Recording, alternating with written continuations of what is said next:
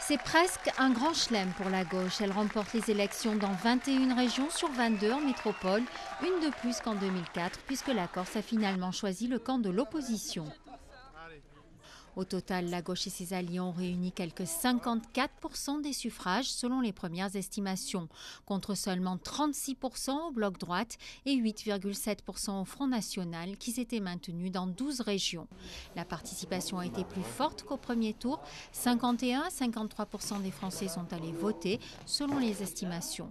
Parmi les grands gagnants de ce dimanche, Ségolène Royal, reconduite au Laman en Poitou-Charentes, tout comme Jean-Paul Huchon en Île-de-France. Comme prévu, Georges Frêche garde sa région malgré sa guerre ouverte avec le PS. Pour la droite, c'est indéniablement une défaite, mais pas la déroute annoncée. Philippe Richert sauve l'honneur en conservant la région Alsace dans le camp UMP face au socialiste Jacques Bigot. Et l'UMP Didier Robert réussit à détrôner l'homme fort de la Réunion, le communiste Paul Vergès. À peine les résultats annoncés, François Fillon a admis que la droite était déçue, mais entend garder le cap.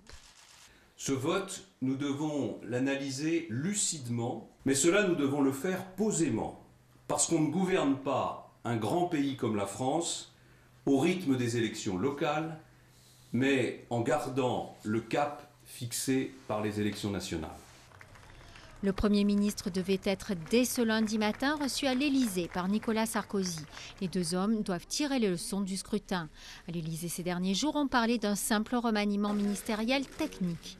Mais suffira-t-il?